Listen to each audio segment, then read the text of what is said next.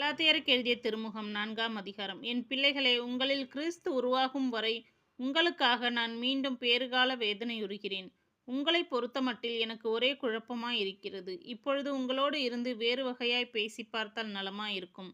ஆகாரும் சாராவும் திருச்சட்டத்திற்கு உட்பட்டிருக்க விரும்புகிறீர்களே, அச்சட்டம் சொல்வதை நீங்கள் கேட்பதில்லையா? ஆபிரகாமுக்கு மக்கள் இருவர் இருந்தனர். ஒருவன் அடிமைப் பெண்ணிடம் பிறந்தவன், மற்றவன் உரிமைப் பெண்ணிடம் பிறந்தவன் என்று எழுதியுள்ளது. அடிமைப் பெண்ணின் மகன் இயல்பான முறைப்படி பிறந்தவன். உரிமைப் பெண்ணின் மகனோ வாக்குறுதியின் பயனாய் பிறந்தவன். இது ஒரு தொடர் உருவகம். இந்த பெண்கள் இருவரும் இரண்டு உடன்படிக்கைகளை குறிக்கின்றனர். ஒன்று ஆகார் குறிக்கும் சீனாய் மலையில் செய்யப்பட்ட உடன்படிக்கை. அது அடிமை நிலையில் பிள்ளைகளை பெற்றெடுக்கிறது. அரேபியாவில் உள்ள சீனாய் மலை இப்பொழுதிருக்கும் எருசலேமுக்கு அடையாளம். ஏனெனில் இந்த எருசலேம் தன் மக்களுடன் அடிமையாயிருக்கிறது. மேலே உள்ள எருசலேமோ உரிமை பெண், நமக்கு அன்னை. ஏனெனில் பிள்ளை பெறாத மலடியே மகிழ்ந்து பாடு, பேறுகால வேதனை அறியாதவளே அக்களித்து பாடி முழங்கு.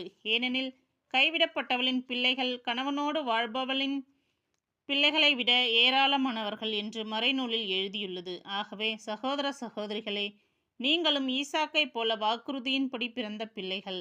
ஆனால் இயல்பான முறைப்படி பிறந்தவன் தூய ஆவியின் ஆற்றலால் பிறந்தவனை அன்று துன்புறுத்தியவாறே இன்றும் நடக்கிறது. எனினும் மறைநூல் கூறுவது என்ன? இந்த அடிமை பெண்ணையும் அவள் மகனையும் துரத்திவிடும். ஏனெனில் அடிமை பெண்ணின் மகன் உரிமை பெண்ணின் பங்காளியாய் இருக்கக்கூடாது. ஆகவே சகோதர சகோதரிகளே, நாம் அடிமை பெண்ணின் மக்கள் அல்ல, உரிமை பெண்ணின் மக்கள். அறிவுரை பகுதி. கிறிஸ்தவரின் உரிமை வாழ்வு 5ஆம் அதிகாரம். கிறிஸ்து அடிமை நிலையில் இருந்து நம்மை விடுவித்து நமக்கு உரிமை வாழ்வை அளித்துள்ளார். அதில் நிலைத்திருங்கள். மீண்டும் அடிமைத்தலை என்னும் நுகத்தை உங்கள் மேல் ஏற்றுக்கொள்ளாதீர்கள். பவுலாகிய நான் உங்களுக்கு சொல்கிறேன், நீங்கள் விருத்த சேதனம் செய்து கொண்டால் கிறிஸ்துவால் உங்களுக்கு பயனே இல்லை. விருத்த சேதனம் செய்து கொள்ளும் ஒவ்வொருவரும் திருச்சட்டம் முழுவதையும் கடைபிடிக்க கடமை உண்டு என்பதை நான் மீண்டும் வற்புறுத்தி கூறுகிறேன்.